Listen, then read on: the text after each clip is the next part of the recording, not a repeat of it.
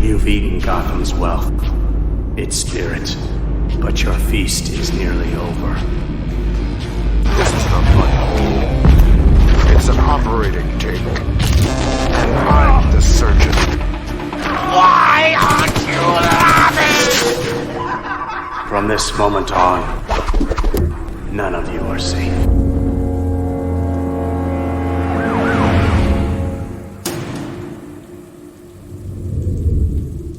Welcome to the Batman Book Club, a podcast exploring the Dark Knight Library. I'm your host, Ryan Lauer. The Batman Book Club is a proud member of the Batman Podcast Network, hosted by Batman on Film.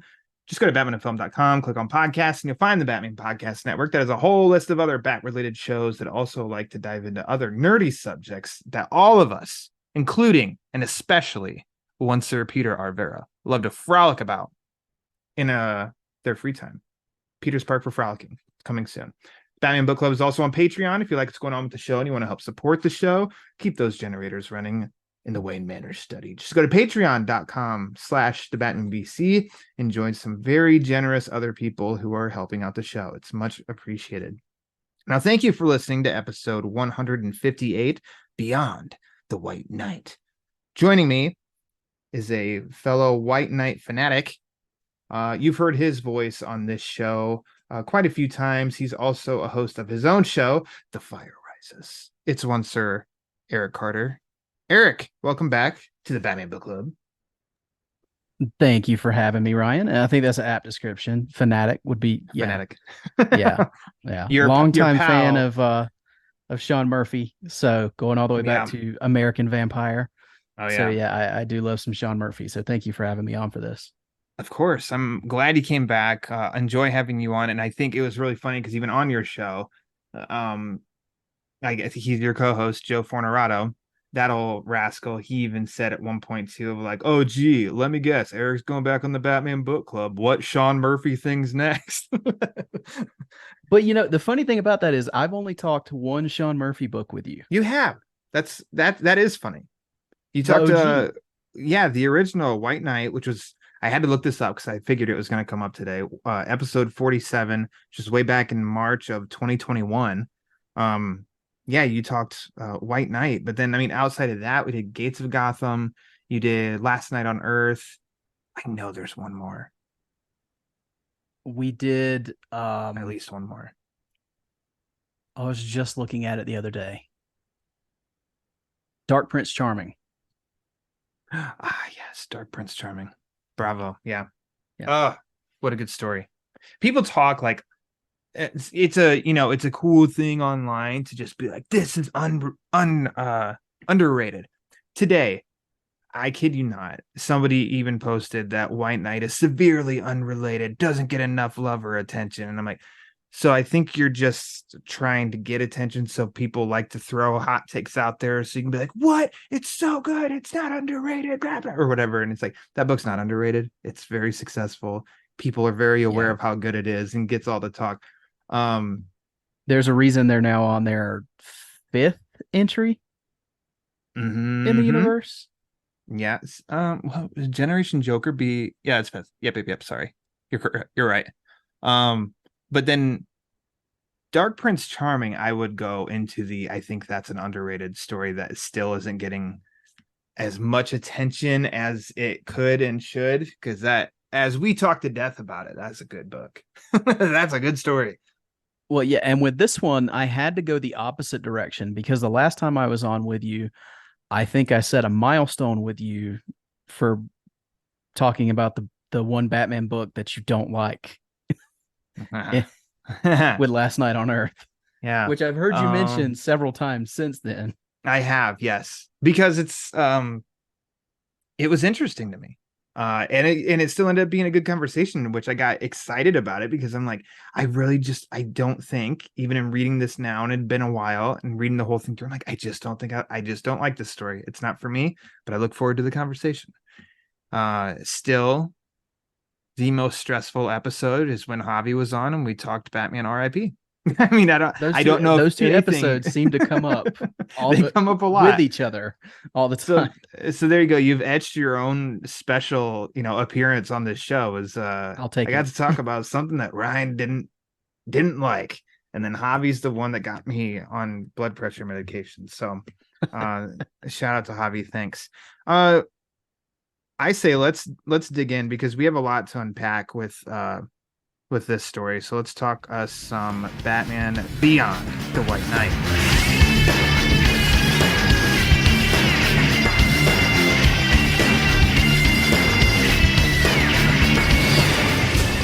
This is a recent entry, released in first issue released in March of 2022. Final issue was released earlier this year. The issues were obviously released physically, digitally. The hardcover just came out. It's really funny to me. Issues 1 through 6, I think the Red Hood issues are on DC Universe Infinite, but you need Ultra to read 7 and 8. So it's a little strange to me that the hardcover collection is out that you can read, but not all of them are yet on DC Universe Infinite. That's strange to me, but whatever, because my favorite app of all time, Hoopla, has the collection available for you to check out. So, Eric, which version did you read for this episode? Well, just for you. Yeah. Because I know you love it.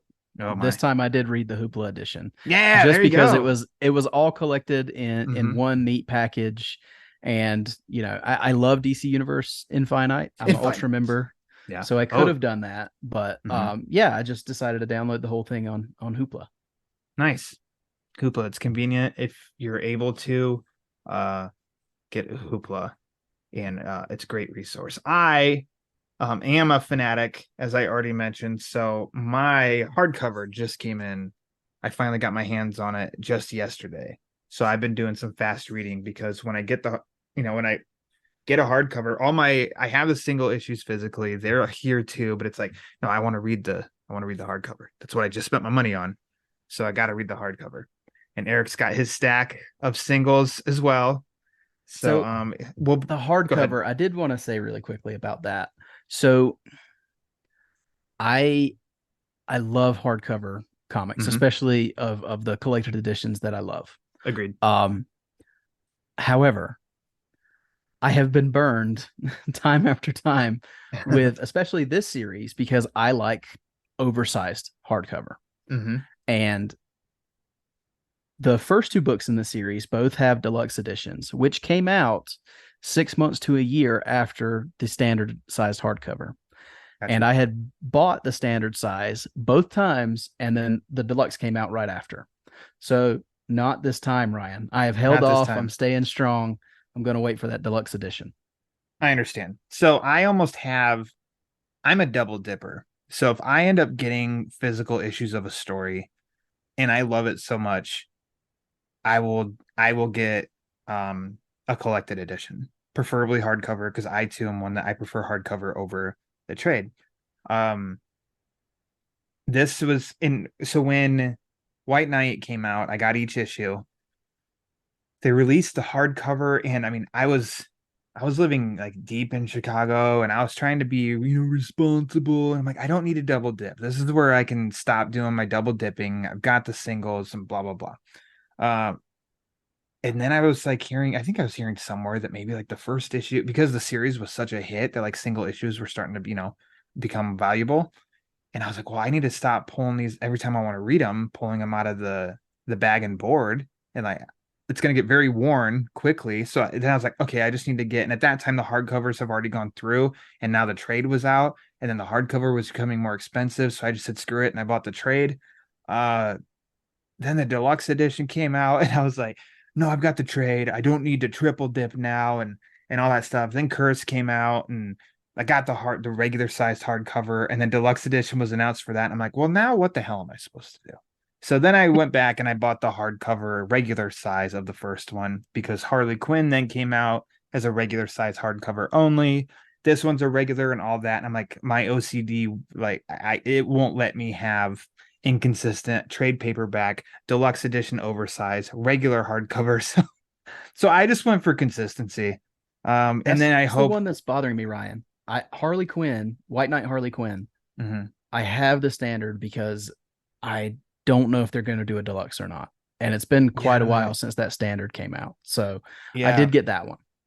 Yeah, so it's just consistency's sake for me that's what I'm going with, but I'm hoping inevitably, and I'll bring this up in our conversation too, that if there's going to be an omnibus oversized or absolute, something like that, which absolute, I don't know what all they'd include in the absolute, because just the standard White Knight only series, you're talking 24 issues in an absolute. Well, now the two Red Hoods, the double sized Von Freeze, the Harley Quinn, now it's almost like, ooh, I don't think you can get all of that in one absolute. So curious if that's the route they go, which I hope they do at some point. What all would be included. So right now I've got just the standard size, but I know I'm gonna get a trigger finger at some point and probably get the deluxe editions right before they announce like an absolute. But whatever, I'm all in. I'm all in on this. Whatever, bring it on. I'm the dope that will buy every version that comes out eventually. I know the answer to this, but I have to ask. When did you first read this? As it was coming out, issue by issue. There you go. It started with, so the last time I was behind on White Knight, the series, was the first book. Because when White Knight started coming out, it was like 2 episodes deep when somebody recommended it to me. And ever since then, I have picked up every one of these issues as it releases. So yeah, Sean Murphy is he's got my money for sure. Yeah. It's an automatic purchase. Yeah, I was really lucky, and I mean we can touch on his work after we get through these questions, but I mean I was already in because where I lived at in Chicago was like pick my avenue, and I had 3 fully stocked kind of big comic book shops near me. So it was good and also maybe bad for me because I bought a lot of comics. And I was like, oh, a new Batman series is coming out, new Batman miniseries. It's 8 issues, blah, blah, blah. It's Sean Murphy. It's like, oh, I'm a fan of his. I like his work. I'm like, cool. And I was just looking forward to another Batman series. And yeah, fortunately, I was in from the ground floor on that one. First issue, I went and bought, and everything since then, got followed it. I've gotten to review it all on Batman on Film. So I mean, with this one too, this one I read first. Harley Quinn, I was able to do all of them. Yeah, this one was kind of nice because I was able to actually read them just like a little bit early as well. And we'll get into that too. Have a lot to unpack here. Lastly, I have to ask you, this is gonna be a hard one, so don't hurt your brain. Why Beyond the White Knight? Why is that the book of choice? Well, I've shilled for Mr. Murphy quite a bit already. But yeah, it was just, one of my, no. So we were talking about it before we started recording, and I can't remember, was Gates of Gotham or White Knight my first Gates of Gotham was your first. Okay. So I knew White Knight was pretty early. And when this one was coming out, we had talked about this while the book was still ongoing, I believe. I said, I want this one whenever it comes around. And then it was several months later, and you said, okay, the hardcover's coming out on this date. Are you still interested? And I was like, absolutely. So I had it set in my mind before I'd even finished this particular series that I wanted to talk about it. So yeah, here we are. Didn't have to twist my arm. Yeah, I think the only, I think it actually just kind of lined up, because I have a general idea kind of way ahead of, getting each month kind of, mapped out and planned. And I think it was like, hey, I think June was even it. And I was like, June, you want to come back on in June? It's lining up that's going to be it. And then you said, yeah, and you wanted to do this. And I'm like, well, actually, hardcover comes out. Let's do it after the hardcover so that I can have it. And also it's, relevant now of like, hey, because that's what I've sometimes of recording and then the drop in the episode. And then like the following month, a new edition comes out or something like that. I'm like, oh, I should have timed that a little bit better. Not a huge deal or anything. That's when you repost, Ryan. You retweet. That's true. Hey. Yeah. I just totally invade everybody's Twitter with comments where it's just like, hey, I'm just out here mowing my lawn today. Cool. Batman Beyond the White Knight hardcover is available in all retailers, check out online, and in your comic book shops. Meanwhile, check out the episode. So what are podcasters if not shills? Exactly. Yeah. Yeah. I have no shame. Beyond the White Knight. So this, of all of them, so there's a couple of fun angles for me in doing this recording. First off, special moment, Eric, because this is the first time I'm recording a podcast in my new Secret Labs Batman chair, which shout out to you, shout out to Ryan Haas, who I asked many a times, how great is this chair? Because I need to pull a trigger on a desk chair. And you both easily persuaded me of like, yeah, it's you're not going to regret it. And I have no regrets. It's wonderful. So it's a big moment. It's a big podcast that nobody's going to know what chair I'm sitting in, but And congratulations, by the way. Yeah, thanks. I'm very comfortable. And Matches will be the one that everybody's like, Ryan, were you okay? You sounded like crap on that episode. Damn it. It was the chair. But second, so actually like Batman Beyond the White Knight was, I think, one of the most fun Batman series, but then maybe comic series that I have followed throughout its release in a very long time for me. Yeah, because number one, the story I think is just, I mean, it lives up to fitting into the Murphyverse, fitting into the White Knight brand, which is just, it's something, they're kind of anomalies sometimes when stories can consistently be consistent, and by that being consistently good. And so the story itself coming out was good and lived up to that. But then, not trying to do a shameless plug, but throughout its release, I was able to actually sit and record and interview Sean Murphy twice on Batman on Film. One time was the night before the first issue dropped, where it was just me sitting with him. And then the second time was basically, as I called it on that, the intermission, like right in the middle of the Red Hood intermission. Me and Javi Trujillo sat down with and got to interview Sean. And it was a total just kind of, I don't know how managed some, like, to be able to, that he like responded to my message. But he was very generous and was just like, yeah, because I think there was a little bit of a release hiccup in that first issue to places. And so he was trying to, get the word out a little bit more. And so, yeah, he accepted, and I sat and I got to talk to him for just over an hour about that book, about the first issue and the story itself, where he was showing, let's see, this was the night before issue 1 dropped. And I think he was drawing issue 4. And so he was showing pieces of issue 4 that he was working on. He was showing his clay model of I think either the GTO vehicle or the Batmobile for that book. He showed me what he had made on that. He sent me an email that had issues 2 and 3 in it. And then he kind of did the same thing for, I think it was, yeah, when we talked to him the second time, he'd sent the next issue, which was, over a month away. When he wrapped up issue 8, he sent it and was just like, just please no spoilers. I'm like, no, I'm not going to tell anybody that I read this, but it was really cool. Like these like moments following this book. And then, like I said, so I'm getting to talk to the creator firsthand, emailing him back and forth. And then on top of that, his book is still really damn good. So it's just, I think a lot around this story it was just a really, really fun time for me, like personally, of following the story on all elements. Oh, and then like wrote every issue or a review for every issue and put it on Batman on Film. Not to mention the wrap up episodes that I do with Pete every month for the Batman Book Club. We both got to talk about it, and we both felt the same way about it. So it was just like a lot of fun for me to follow each month.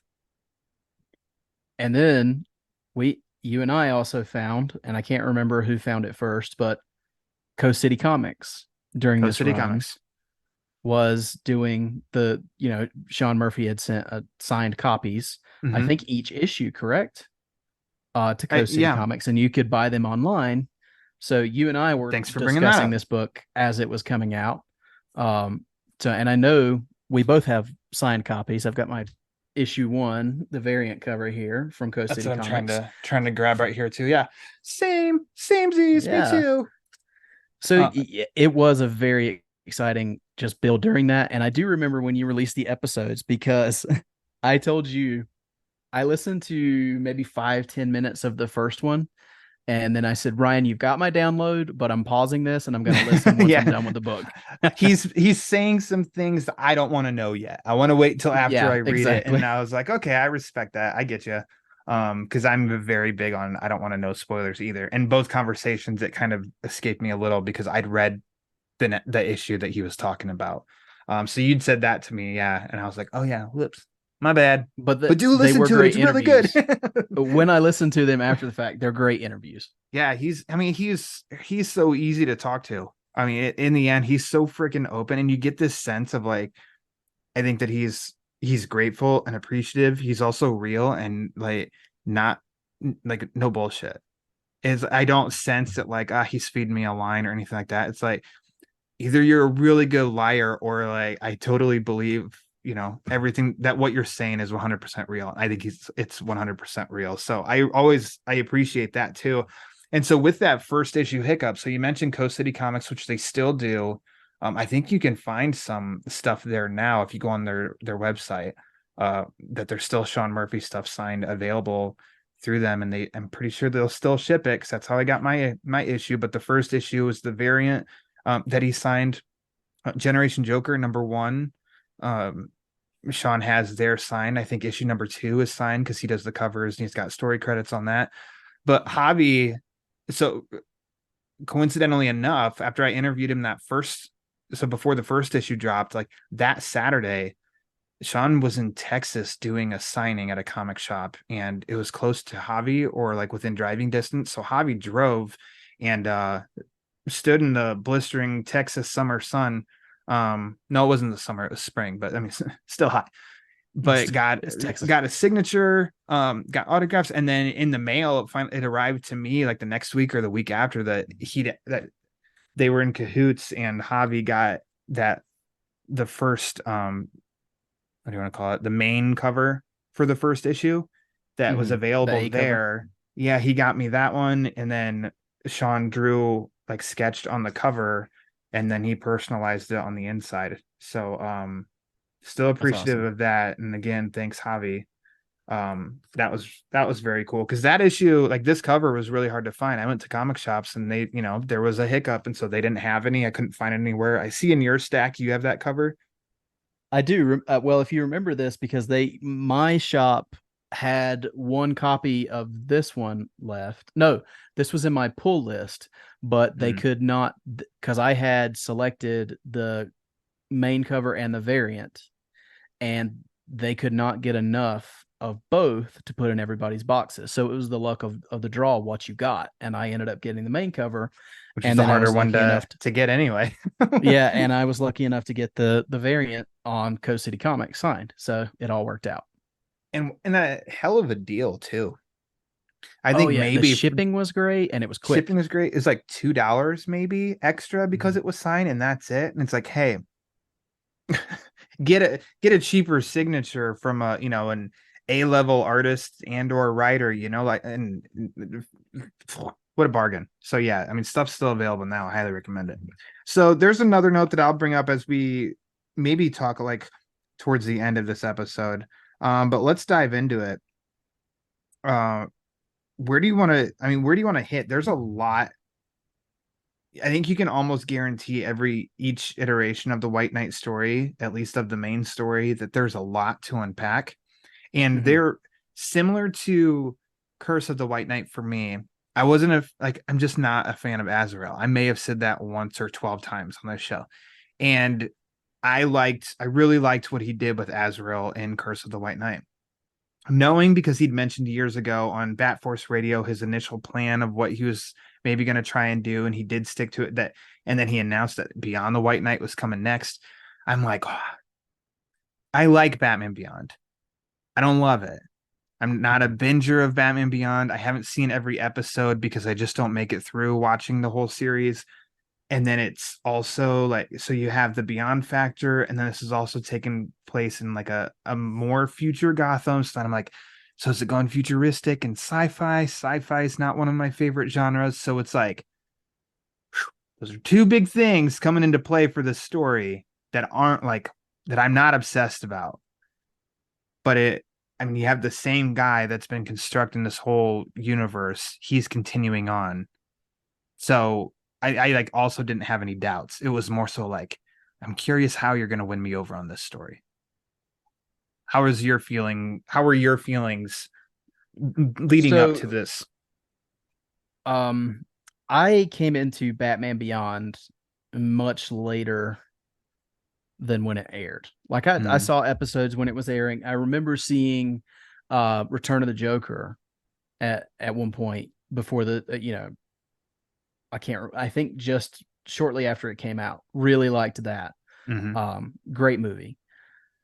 But I didn't really get into the show much until it was re-airing, I think, on maybe Toonami right around the time of Batman Begins. mm, Somewhere around in there, because my little brother loved the show. That hmm kind of became his de facto Batman. That one and the Reno Romano, the Batman Yeah, the series. Batman. So those were his Batman. And I watched those with him. So I kind of gained an appreciation. And then at some point I realized that Will Friedle from Boy Meets World was Eric Terry Matthews, McGinnis. Yeah. the hero of that Who's show. he's a sweetheart of a guy, by the way. Never met him, Um, unfortunately. I'd like I to. met him at GalaxyCon in Raleigh. He's very sweetheart. Um, but so when all those puzzle pieces came together, and I really gained an appreciation for it. It is not my favorite Batman show at all, hmm but I really really enjoy Batman Beyond. I have the Blu-ray set. So when I knew that he was going to do Batman Beyond, and I think I had heard that on that same Bat Force Radio episode that you're referring to, I was intrigued. hmm Because I knew Sean Murphy was going to put a spin on it that I'd enjoy. hmm So intrigued, I think, is the best way to put it, because I was curious, with as much love as he pays to all kinds of iterations to Batman, whether it be the movies, clearly the animated series, Yeah. and now this new animated series. I knew he was going to do something interesting. So it did not put me off at all that he was going the Beyond route. hmm And it felt like it felt organic also. Mm-hmm. So I mean, I applaud that almost like the foresight of the plan and the idea of where he's going to take some things, and by sticking to that plan, and then it works, and each story builds on the one previous. I mean, you can argue like this one builds on the two previous, three if you count, the Harley Quinn spinoff as well. Like everything just continues to connect and build off of each other, which is also really impressive. And there's a nice gap in time, as you can imagine here, but then the proof is in the last time Curse had the birth of the twins. Harley had, not long after that, and then in this one the twins are like 12 years old. So hey, Mm-hmm. there's a big gap here. And I mean, still just like made it work in starting off too, like, well, Bruce is in jail. Is he not ever gonna be Batman? But then you see the first, you see the cover of the first issue, and it's okay, well, there's a Batman. Okay. It's like he's probably gonna be Batman at some point. And then though it is Beyond and Batman Beyond influenced, Bruce Wayne is the main character. Period. That's what I love about this the most, is because that was probably my primary concern is, okay, so are we doing old man Bruce that can't be Yeah. Batman at all anymore? How are we going to do this? And it really becomes Terry is a very strong supporting character, but it's still Mm-hmm. Bruce Wayne's story, which Mm-hmm. I appreciate. Yeah. Because that's the one drawback for me about the series is there's not enough Bruce, there's not enough of my Batman, Of So like of all the the white, like TV the series. Murphyverse.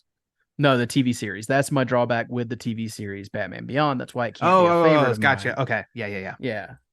That was my detractor. So That's why I strayed away from it, because I'm like, that's not Bruce Wayne under the cowl. So no, that's not Batman. and the Like, best episodes of that show are when Bruce is heavily mhm. involved. Even Yeah. as the old man Bruce, it's a standout when he's more involved. So yeah, the direction they went with the book, it's still it's still Sean Murphy's Bruce, his Mhm. Batman. But we've got this new supporting character in Terry McGinnis, and I think it works really well. I agree. And it's so, I mean, it's Bruce's story. However, keeping under wraps, um, Joker was coming. But I mean, in addition to Bruce, you have Jack slash Joker. You have Harley Quinn. You have Dick Grayson. You have Barbara Gordon. You have Derek Duke Powers. Thomas. You have Derek Powers, right? So that's what's really bad is that for some freaking reason, I always question his first name. I'm always like, I know it's Powers, Derek Powers, right? You have him, you have Duke Thomas, you've got the twins, you've got Jason Todd, you have a new character in Gan, which doesn't get a ton of screen time outside of the two Red Hood issues, but all of that, like all of those characters. And I wouldn't, and when it all wrapped up, I wouldn't say that I felt like anybody got shortchanged. No, You know, I agree. Yeah, he did a that's very impressive. good. He did a great balancing act with a huge ensemble. Mm-hmm. And that's, I mean, when it's a Batman book, it's easy to get, I think, just laser focused on Batman and lose some of the side characters. But no, he did a great job throughout. If anything, I mean, you would think maybe Barbara was not so heavily focused on, but even she, Okay. I mean, between her and Dick, they still had, you know, huge moments in the story. Yeah. Something that I got very repetitive about, I think, in talking each month about each issue and then in writing the review for each issue is that I just kept complimenting the pacing because I like comics of all varieties, you know, very little dialogue, a lot of dialogue. It just depends on the story. There's a lot covering, you know, original ideas and IP, heroes, non-heroes, all that. I like a variety, but I think a strength with Murphy's writing is that like that pacing, the book, like when you start it, it just goes.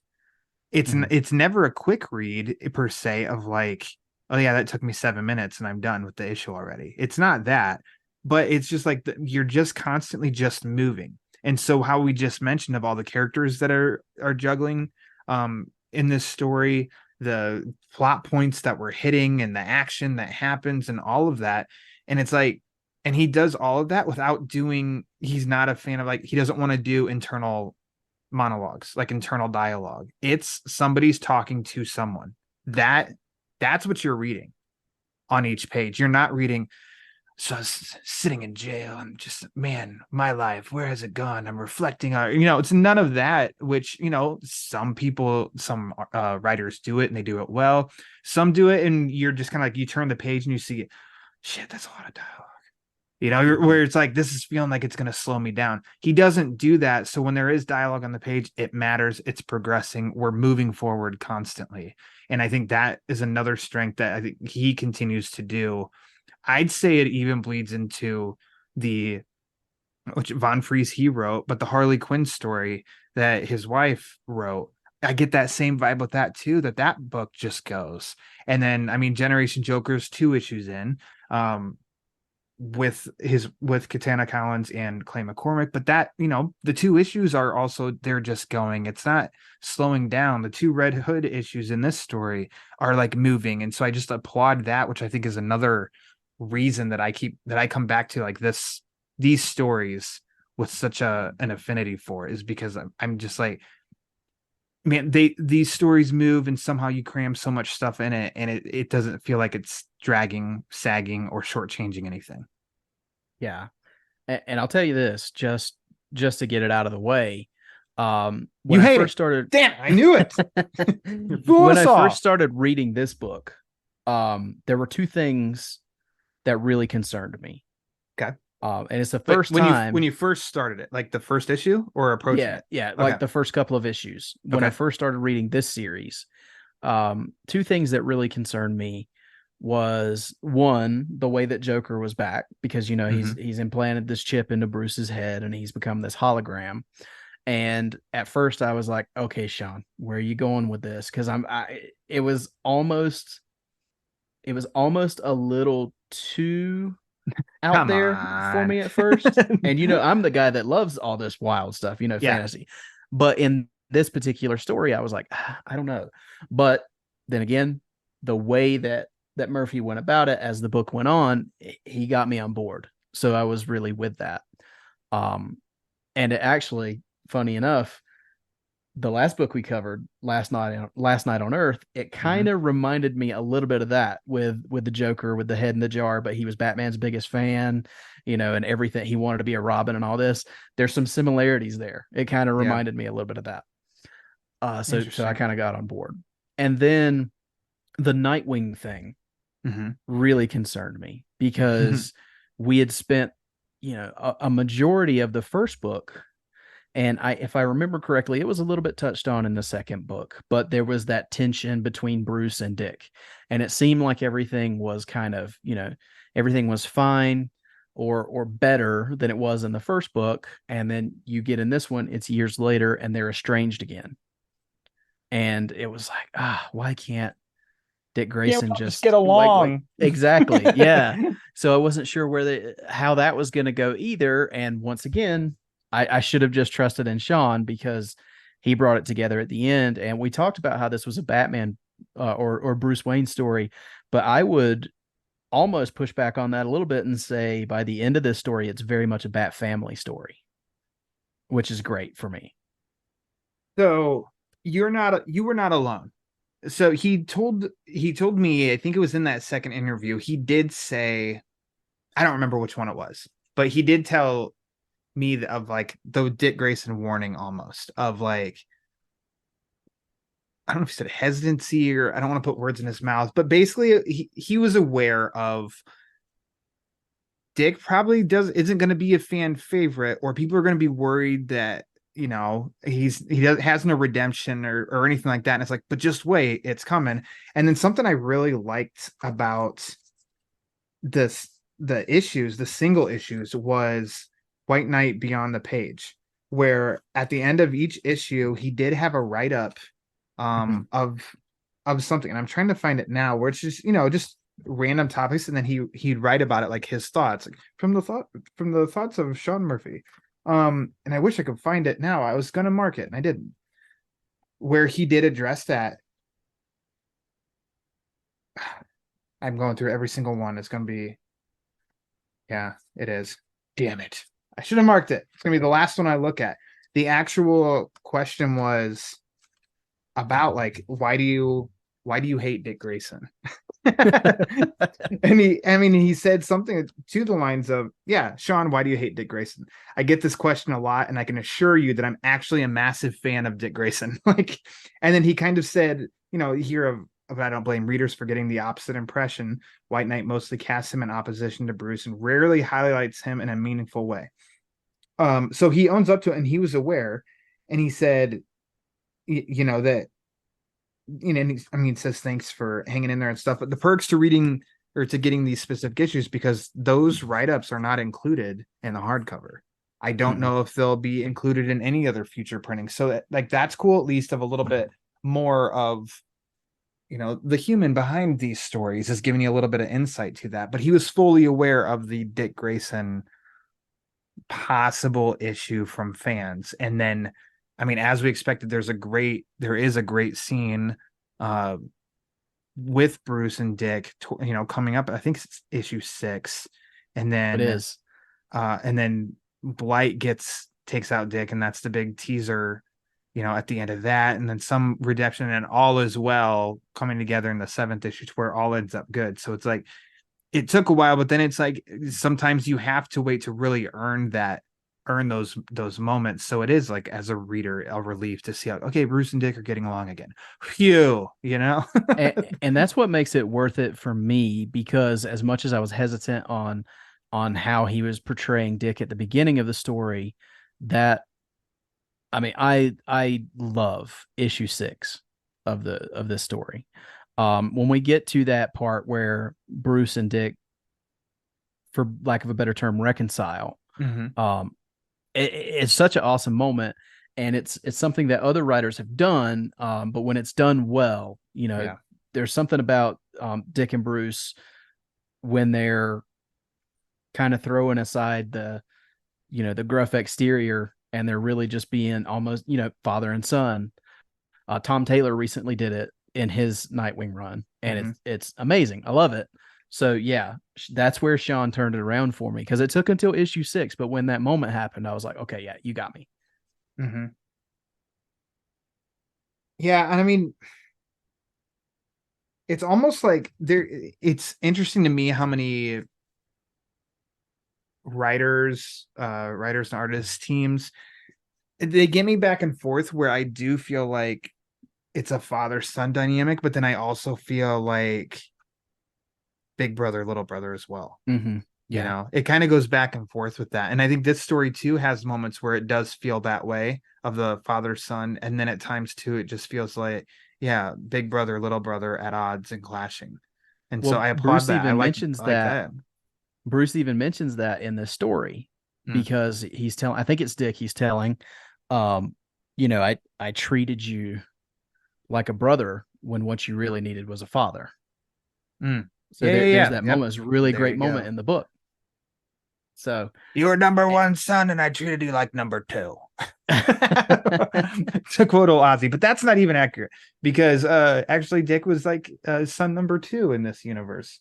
Another note that Murphy expanded upon his thoughts in one of these, at the end of the issue writings that he did about making Jason the first Robin.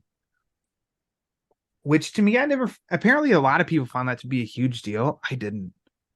Like, it didn't bother me at any point. I almost would have even argued that I'd have missed it at first in the beginning, because it just seems so small, and just like this could totally play like Dick well, if was you first and he's just looking in it's Jason's tombstone in that cemetery. Like, yeah, because Jason died. Like, that's lore. We know that. It didn't automatically scream to me that Dick was the second Robin. And then I know that there was like a piece of dialogue too that kind of confirmed Mhm. it.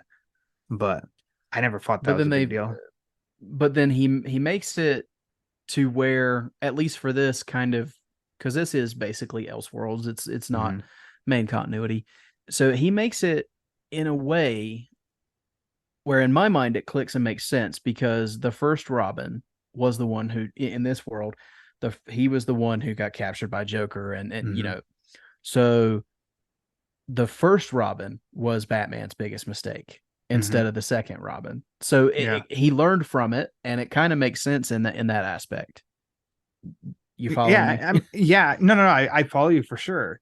And I think why maybe I didn't, and maybe some others, I'm not going to make up reasonings for anybody else, but like for me, is just like, well, we just know a Robin died to Bruce's knowledge, and it was traumatic for him, and it had lasting effects. Mhm. The specifics to me don't matter. A Robin died. Bruce is like torturing himself over it, and it has lasting, a lasting impact. And so, I mean, and that's where, while this is like you said, even it could be an Elseworlds kind of Batman story, but it feels like it keeps the canon of Batman, the important things of Batman, like they're all there. It's just Mhm. there's, stuff is familiar, but also a little bit different, rather than drastically different, like a lot of Elseworld stories truly are, like vampires and stuff. Right. That's right up your alley. But that's why, yeah. So all that works for me. So I mean, I'm glad that I knew we'd touch on the Bruce and Dick dynamic in this. So I'm glad that was the one out the gate. Um, you briefly mentioned Joker. I think that I don't want to say I was hesitant. I was just like, oh, by the end of reading that first issue, as he's standing there, and it's like, and that's the teaser, because Murphy ends each issue with not a teaser, it's a cliffhanger. Maybe that's a Mhm. tease too. You're like, what the fuck? Yeah. It's just, but he's dead. He didn't dodge that bullet to the head. Like, he is gone. And then Mhm. Sean explained it to me that in that first interview of what was coming up next. And then, fortunately I didn't have to wait long, and I read the next issue like the next day or whatever. And I'm like, this is interesting. This on paper, I don't know that I'd have been sold on that idea. Mhm. I'd have been kind of like, I don't know. This just doesn't, I have my hesitancies about it. But I think you can see through the dialogue and the actions of stuff of like the that maybe he had so much fun crafting the dialogue between the two. Mhm. Because I thought like I genuinely loved the Jack Bruce dynamic in this entire story. I thought it was just fantastic throughout. Yeah, I did too, and the level of writing is Mhm. what kind of keeps you intrigued and keeps you on board with it. I will say the only hesitancy I have Mhm. is Like still have, not like during still it, but still you still have have. Okay. still have the only hesitancy I still have is that there's that potential for the complaint that the Arkham games got. It's always Joker. Oh, That could be a complaint if it happens again, or you know what I'm saying. sure. Um, I I have no doubt that Sean could write it in a way where you would be on board and you would appreciate it. But there is that hesitancy because people say that about every kind of Batman media. Why does it always have to be Joker? So that is my only concern about if we were to do more Joker in the future. Gotcha. Like Generation Joker. Sort of, but Kind of, sort of. yeah, but I not get really. the. I mean, I get the plan. Not the plan. I get uh the idea for that. Sure. Because there can be. So they've got a Joaquin Phoenix, Joker sequel coming out. If they did, and there's Joker's gonna pop up and he's in Matt Reeves is the Batman universe. If they did another universe and another Joker, it would just start to lose steam to where I'm not like, well, I'm Mhm. not just so excited about this. Whereas it was Nicholson was Joker, the first live action Joker in over 20 years. After him, it was 19 years until there was another Joker live action. Like spaced out like that, it does become almost a little bit like eventful. It's like, oh man, who? It starts happening all the time. Sure. This version and this version and this Jack Joker thing that has existed this whole White Knight universe helps make that different to me that I'm not tired. Um and I mean through and through he was a supporting character in this. And Mhm. I think that's why like I'm not sick of it yet. And Well, I don't and know I why I feel said that. yet because maybe I never will be. I just mean like in reading this, it was just like intrigue of like, what? How is this happening? And then I was just all about every like all their scenes and dialogues and stuff. So I understand for sure what you're saying. It hasn't hit me. Well, and I think that's the dynamic that works is because there is the Yeah. Jack Napier aspect to it. Hmm. Because with like if you're looking at the Arkham games, every game there was Joker was the obstacle, and even in the game in Origins, the game that was supposed to be somebody else with Black Mask, it turned out being One of the Joker best Joker again. entrances of all time in that game. My God. It was, but that was a huge complaint about that game.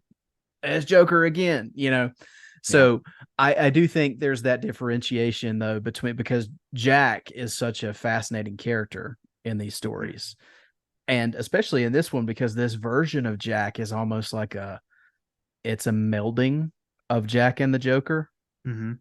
because you've got the wacky, zany I was gonna say attitude of the Joker. the Mm-hmm. hyperness of the Joker is present with him throughout. He's a Mm-hmm. giddy kid in every aspect, a giddy Batman fanboy Which throughout. was not the case with Jack in the first two books.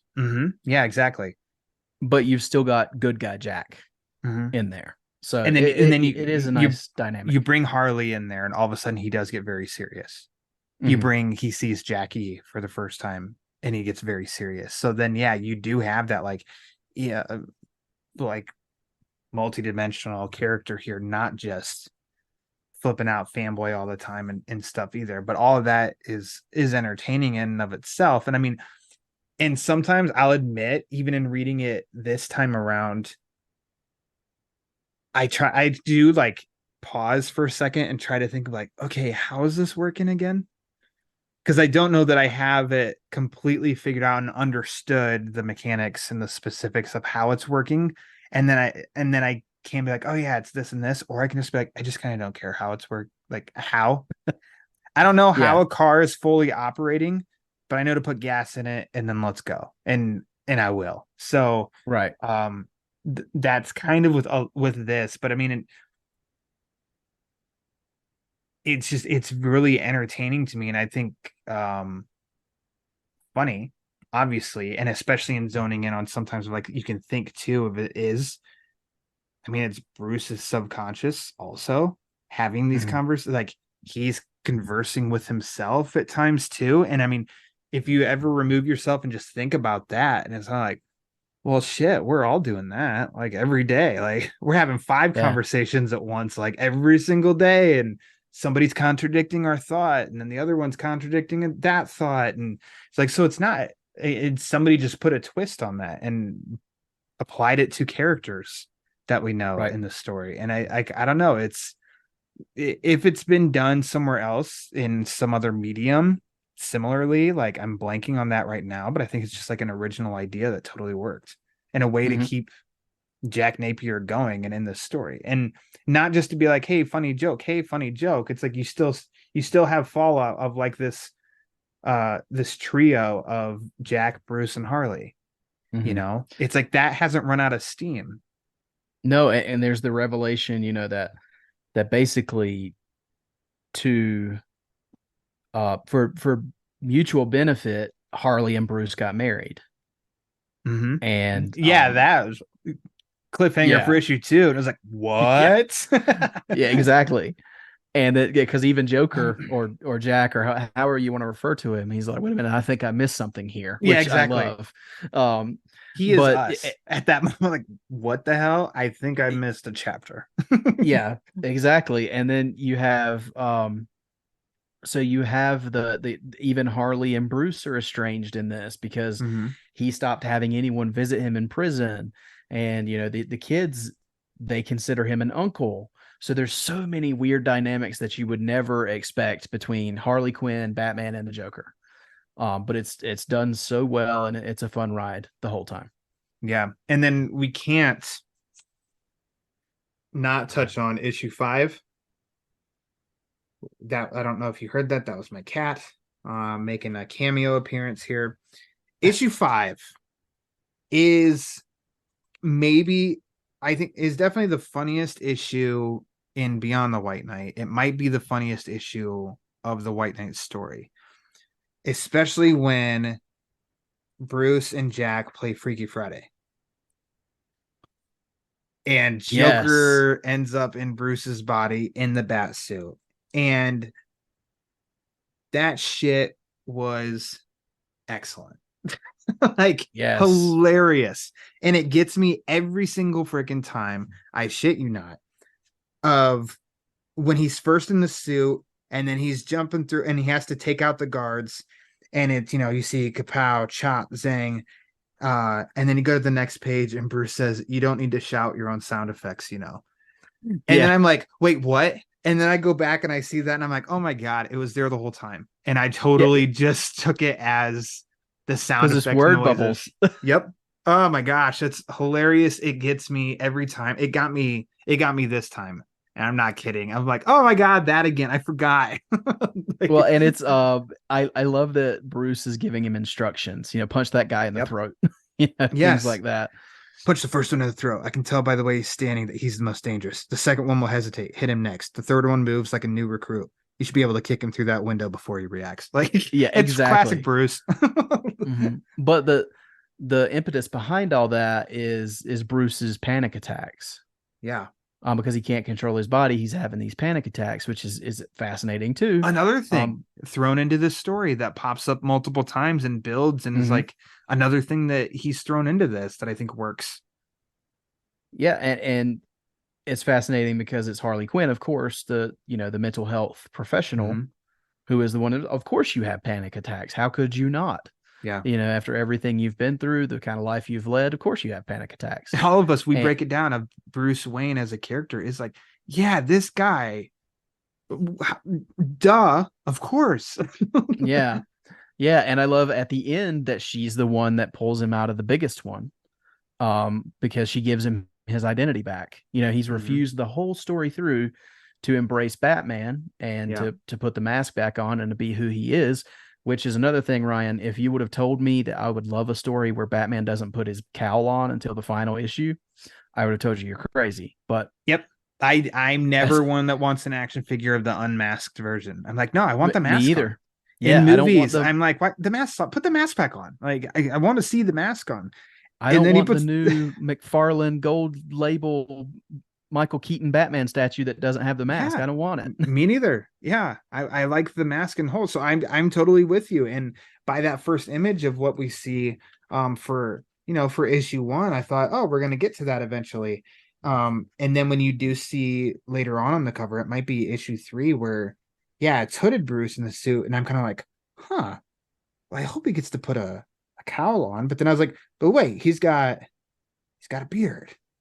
Wouldn't that look silly? And when he puts the cowl on, I mean, it does kind of go through it. It makes me giggle a little bit because I'm just like, Mm. well, Batman doesn't have facial hair. Like if he does, he's a little scruffy, but he doesn't have a beard. But yeah, I mean, his suit was cool. I hope there's a McFarlane figure coming for this because I will be buying it because I like it. My Yeah, first unmasked absolutely. action figure. Well, and I think what helps with that, and this is just an artistic touch that I love that Murphy does, is the shadows that cast all the time. Yes. So anytime Bruce is standing or jumping or anything like that, it's Bruce unmasked, but there's a Batman shadow on the wall. And And he one of my favorite ones is in issue 6 when he and Nightwing are jumping in the air, and you've oh got man. the Dark Knight, the Dark Knight Returns shadow on the wall, Yep. and it's oh god, you got me. Yep. Yeah, that one's badass. That's great. But I mean, and then he does it with everybody. I mean, Harley, he does Mhm. the classic jester suit. Jack all the time. He's looking, I know it's hard to say, but the hair, like more crazy Joker hair rather than the Mhm. fine combed stuff of Jack. Nightwing, which I know could seem like it's harder to do, but he does do it. Barbara's never suited up as Batgirl on this, but yet the shadow can be, Barbara's Batgirl with the cape and stuff. Mhm. So Well, even yeah, Jackie she had a Joker yeah, shadow at one point. yep. So yeah, he does a lot with his shadows, and it's really awesome. I like that. Yeah, and what I want to touch on, and then we can move off of Joker real quick, is at the end of that Freaky Friday switch, um, you do get, because it's a Sean Murphy Batman book, you get a Batmobile shot, with all the Batmobiles lined up. And Joker, it's funny too, of just, a room full of Batmobiles, the stage just keeps getting better. He's like, get in. He's like, not this one. I say we take the tumbler, which is funny that Joker keeps going back to he wants the tumbler, in Mm. which he does get it at the end too. And then, but Bruce points at the 89 one. And then I think this is like Sean Murphy being meta, and that he has Jack say, why is it always this one? You always find a way to work it in, don't you? I think that's flat out he's commentary on he always finds a way of like, oh yeah, I got to do that 89 Batmobile. Because I swear that I heard him say it somewhere. Not that's what he's doing here, but like I could have sworn I've heard him mention something about like if he can put in a 89 Batmobile, and he's very fond of that one. But I think he likes the Mhm. tumbler too. Um, Notice Seems like it. missing from it are Batman Forever and Batman and Robin Batmobile in that shot. I Yeah. mean, it's got the Pattinson one, which I spotted very early on when we're in Powers Tower. I did Mhm. see you saw the back of the Pattinson one, but I mean in that shot, animated series, the White Knight one, 89, the Batman, Justice League / BVS, Batmobile, 66, and then Tumblr at the bottom. So almost got them all in. Got the best ones, I think. Not that I hate Forevers, but I think I like all the other ones more. I have a soft Anyways, spot for Forever, but I do too, because little 9-year-old Ryan, I've said here way too many times, one of the best Christmases of all time. It was a Batman Christmas, and I got the Batmobile, and it lit up, and it shot things, and it was amazing. Great Christmas. Anyways, let's move right on. Let's talk villain in One Sir Derek Powers. Um, plays he's in this story definitely enough. I also don't feel like he's shortchanged here. Mm. He's definitely up to something that all is not really revealed on that until I think the very, very end, which we'll get to in a moment. Um, throughout reading this though, I don't know who voiced him in the cartoon, so I'm not a Powers expert because, like I said, I haven't watched every episode of Batman Beyond. And again, I do like the show. I just haven't watched every single episode. I'm pulling it up now to see who voiced him Same. in the Did you hear that cartoon. voice as you were reading it? I heard Clancy Brown for some reason. Oh, that makes I was sense. reading it with like a very deep Lex Luthor-ish voice, even though that's not it. But yeah, I can't find it. So it's Sherman Howard, Sherman Howard. voiced Okay. Derek Powers. I I really liked what they did with Derek Powers throughout this story, what Sean did. Um, I love that if you're not going to use Old Man Bruce, they completely flip the script, Mm-hmm. and Derek Powers is still a bastard. He I is mean, he wasn't in Batman Beyond. He is in Beyond the White Knight, but manipulative asshole. he very manipulative because he's basically it's kind of flipped where he's the old man Bruce Mm-hmm. in this because he's got Terry in the very first issue. That's how it opens. He's sending Terry into the Batcave to get this prototype suit, which is the Beyond suit. And then he kind of becomes a quasi old man Bruce, teaching Terry how to become Batman, basically. But he's Yeah. got ulterior motives. And again, he's a bastard. Mm-hmm. And I was not sorry when he had his accident and became Yeah, when he blind. had his accident, and I gotta say, uh, team effort here for sure. Because yes, the drawing is good. I think Dave Stewart, yeah, Dave Stewart was on it. That coloring of when he's Blight is freaking awesome. Like that. Yeah. So one positive always with Batman Beyond for me, and I've always loved the color scheme of red and black. Always goes Mhm. well together. I always loved the Batman Beyond suit. I've always thought it looked awesome. Um, that pops like when Murphy does, I think the first full page of Beyond, like the McGinnis Beyond suit, looks awesome. And then there's a couple other times where it just looks awesome and looks great. And then you do, I think of the variant cover for issue 6 was Blight, and it was like a black cover, but then he was glowing around it. And I was like, man, this looks great. And then yeah, when he shows up towards the end, and glowing and stuff like that, like yeah, the coloring of that just looks awesome. Like I wasn't leave them wanting more, Mhm. but I didn't feel shortchanged. He was in it an appropriate amount that the story required as Blight. The ultimate, like the final inclusion of him was him against Terry. Mhm. So it's like, okay, that's nodding to Batman Beyond. It's not totally hijacking that. You do have Beyond Batman going up against the Beyond villain. So that was cool. So yeah, I think Powers was utilized really well here also. Well, and then you have that ultimate,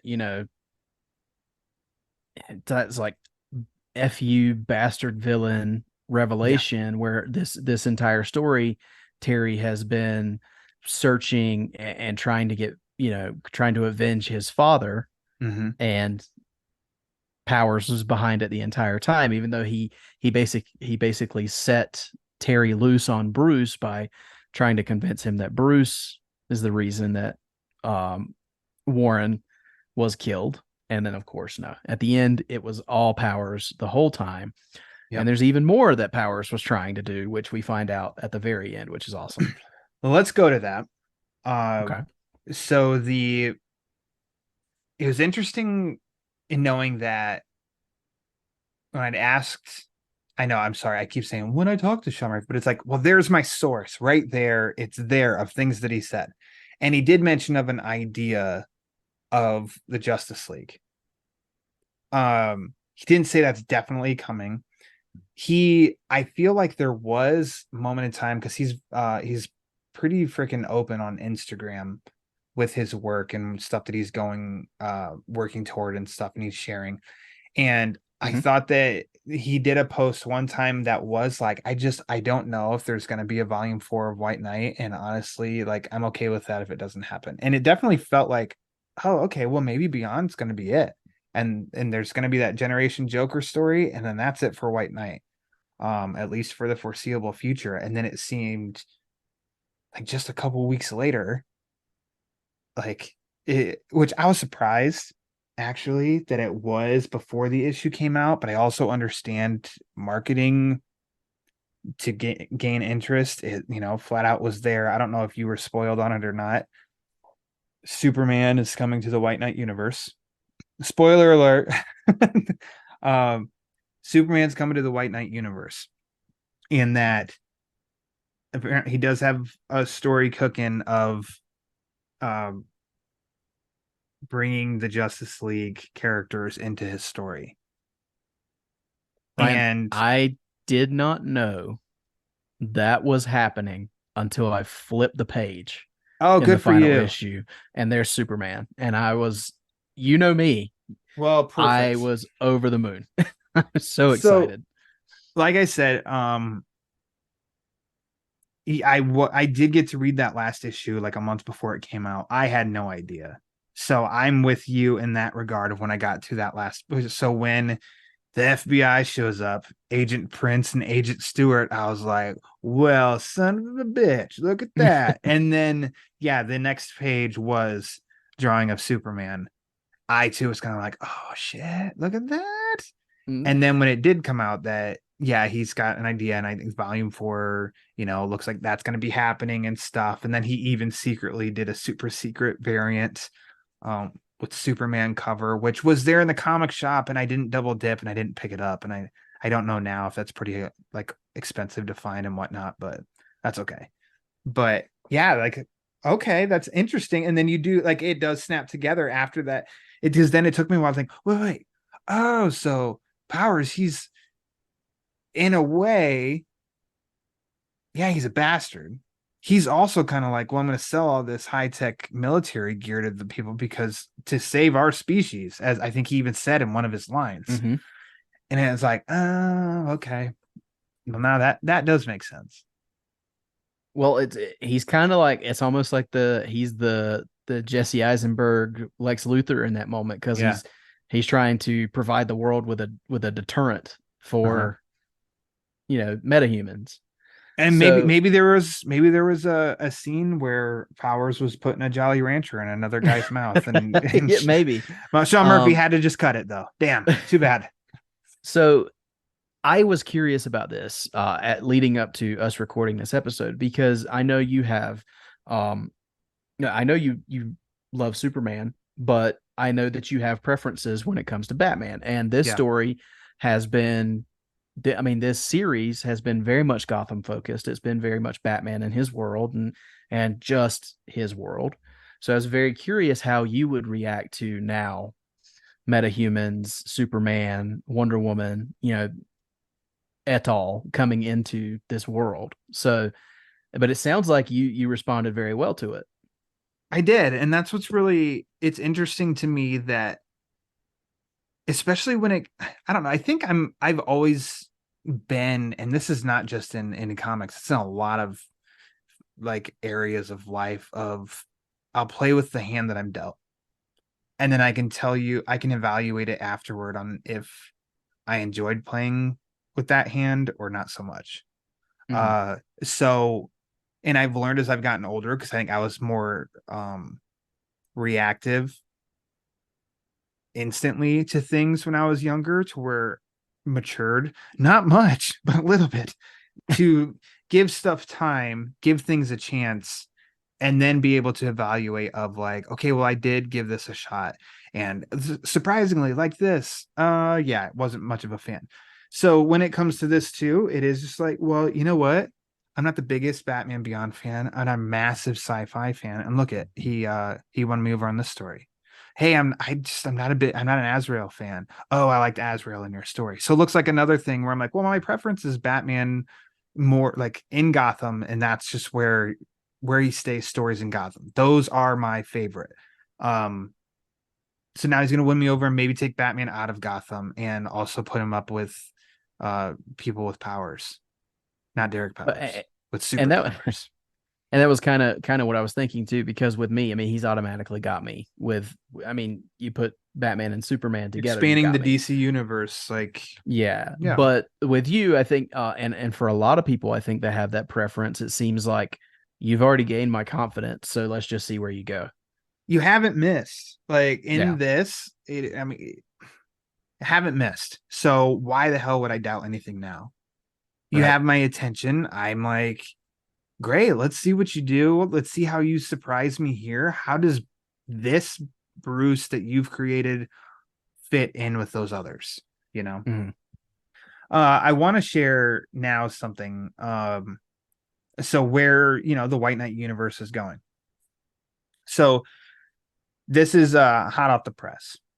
For I've been very lucky to get to talk to Sean Murphy periodically, exchanging emails, and I told him that you and I are recording this episode, and he said if you want some insider info I haven't shared before, um you can say this is from him verbatim in Oh, the I feel like we need the email. do do do do do do do Yeah, do. I wish I had one, or the what is it from the Batman, the Yeah. he said, I pitched an expanded White Knight universe in late 2021 with different spin-offs and different teams that I would be the quote manager of, lending my name to each book with covers, plot, etc., but with different creative teams. So, like with Red Hood, Generation Joker, Harley Quinn, a continuation of stuff like that. We were looking to keep a White Knight title on the shelf each month with maybe 3 different titles a year, 4 issues each. They would include Batgirl, Nightwing, them finally getting together, a Harley, Neo Joker, an Ivy book, and a prequel to White Knight Volume 1 featuring the story of Bats and Catwoman. She's never been mentioned in this universe, so we wanted to address that. The entire idea wasn't something I was totally sold on. Running an imprint was never part of my plan. But because it was COVID and DC was struggling, I thought it would help the company out. But with the layoffs and other company dramas, they never got back to me. So I ended up retracting the pitch. I was anxious to start making plans for my next projects and didn't want to wait for DC. I was also annoyed they didn't respond, even with a quick no thank you. So I was happy to move on, which is when I got more interested in Zorro and starting my own small press called Gear Shift with Whatnot Publishing, also called Massive. I'm not sure if I'm coming back to Batman, but if I do, it won't be for the next few years. I'm currently planning more books for my imprint, which includes Plot Holes, Zorro, and an unannounced book called The Last Driver, and looking into more licensing opportunities. With many small publishers closing their doors over the next few years, I'm hoping there's opportunity for someone to fill in the gap. So I'm trying to look into many different possibilities. So with that word, like, I'm not sure if I'm coming back to Batman. I wonder, I think post the Justice League one, because even at the back of issue 8, he mentions that there's 2 things coming. One is Generation Joker, which is currently coming out, and then he said World's Finest White Knight is what it's going to be called. So after that, that maybe that's the last chapter. But when I hear the fact of the Batgirl Nightwing idea, maybe so when you were saying earlier of maybe Barbara feels like not shortchanged, but there's more. Maybe that was why it was saved, was because of this idea of their 4-issue story. Expanding. Yeah. Like a Neo Joker and Ivy book. Yeah, I'm there. A story. I thought that it was great of White Knight starting where like so far into Batman's career, you have that chunk of everything before of all that time where you can do so many things. And so a story of Batman and Catwoman, like that'd be great. So it's just kind of like well, what the shit, DC? Like this is a moneymaker. You love to do spin-offs, you love to do tie-ins, you love making money. So what the hell? Like that doesn't make any sense to me. Like these are I don't follow, because it's almost impossible to be able to follow how many sales for individual issues and stuff like that. But I mean, when he sent that, it was just kind of like, what the hell? Well, that's a bummer. We're getting shortchanged of more, of building out the Murphyverse and the what do you want to call it? Like oh my God, the spin-off books have all worked for me. Like, even though he's involved in story, but somebody else is writing and somebody else is drawing, it's still somehow they're pulling it off where it does feel connected and part of the same thing. Cohesive. So it's just like, Yeah. God, damn, that's too bad. But his other work, I've read Plot Holes. Plot Holes is awesome and very like original. And so there are aspects of Curse with the flashbacks that I instantly thought Zorro. So when he said he's working on Zorro, it's like, yeah, that makes sense. Like, of course it does. And I've seen some of his art for Zorro, and it looks Yeah. fantastic. So, Yeah. That's the silver lining is, there's Generation Joker and the World's Finest. So that I'm assuming we're still getting World's Finest. I mean, that's what I feel like, Okay. because it was in the back of that issue that's coming. So maybe he is Yeah. meaning after At post that. Yeah, I hope so. But even so, I mean, if those two are the last books, what a run. I mean, even if and Generation Joker's off to a great start, and I'm sure World's Finest will be great.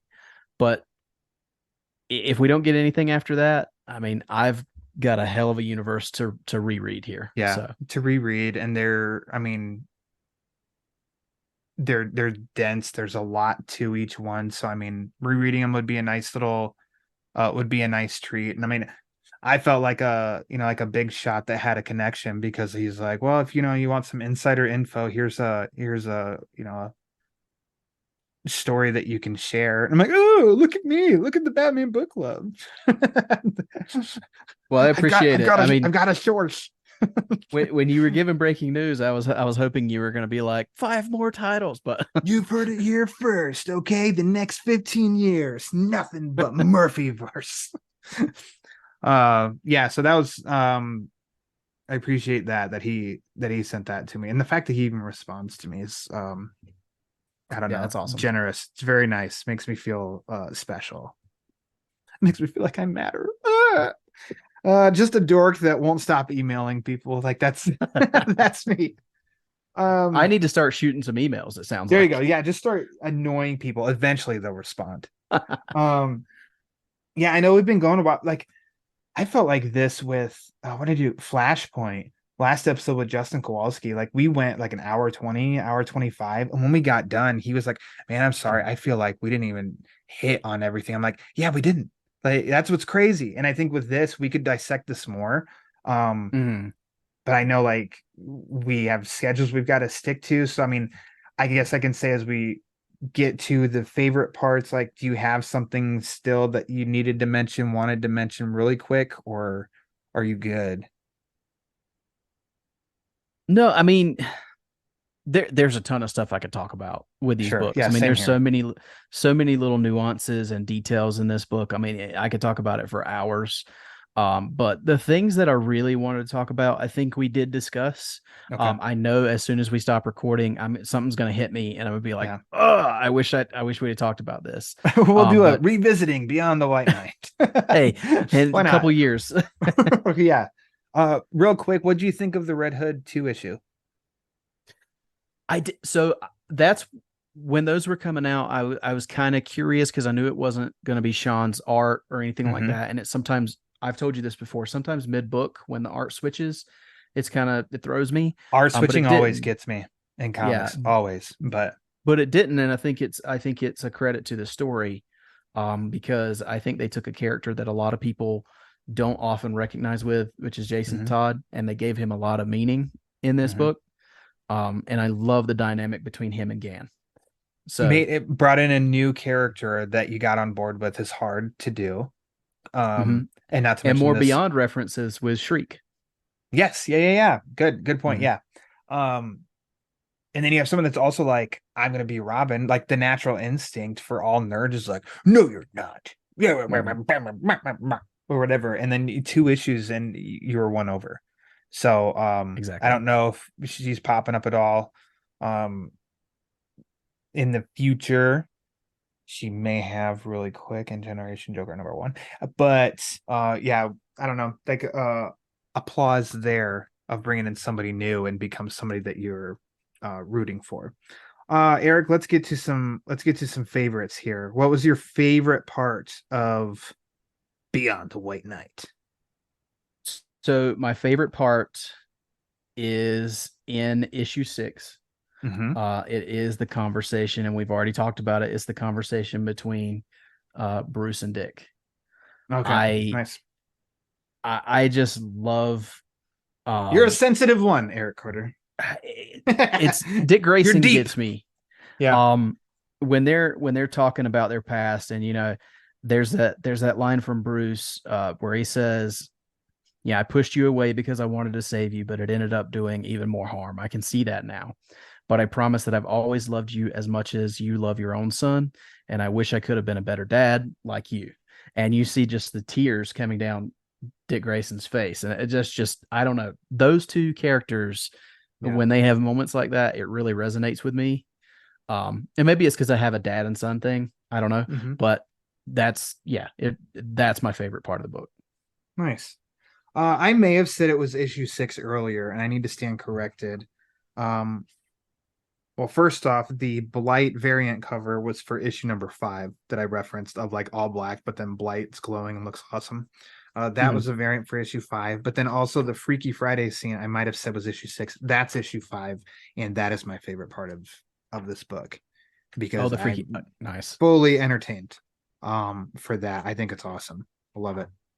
Oh yeah, and which touched upon, I didn't touch on either. What do you think of Bruce and Harley kissing? That one, well, I wasn't so thrown by that one because I knew it was Joker. But then when we thought they did what did she call it? The horizontal Batusi. That's I right. was like, well, that's a whole new ball game. Well, hello. Yeah, White Knight After Dark, huh? Okay. He did show in that second interview with us. He was working on, and it's the panel of Bruce and Harley laying there, and she's exposing high thigh and stuff too. And I forget what he'd said of something else. They could just be napping or whatever. And I was like, hey, I'm able to, the fact that they said it was just kiss, and then the fact of knowing it was Jack, and then her saying she knew it was Jack, is kind of like, okay. Because I do like the Bruce Harley relationship in this, of not, it just doesn't feel like romantic, but like sibling deep friendship sort of deal. It's like, yeah, I think that's where it should stay for sure, in my opinion. So I just flipped to that, and I'd forgotten to ask you about that. How about your favorite panel in a book that I think this is the best drawn of his White Knight books? I'll agree with that. It's I agree. Fantastic. Like, oh man, there's some, I mean his drawing and the coloring, he went all out on this, and I just say it again, I think this is the best drawn book of the 3.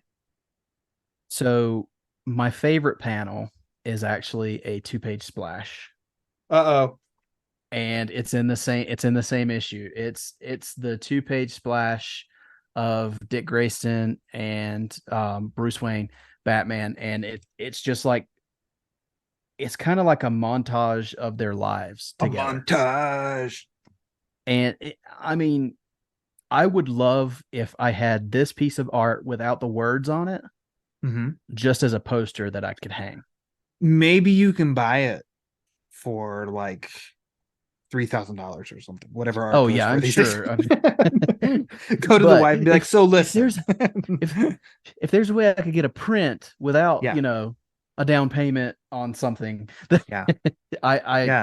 gentleman's agreement. Okay, I owe you. I'll get it to you. Promise. just the art. I mean, of course, Batman and Robin in the middle, doing their thing is awesome, but then you get this story around the edges, because you've got the death of the Waynes, you've got him taking in Dick, you've got the swearing in of Robin, Robin and Barbara. I mean, there's just so much in that page, in those 2 pages, that I love it.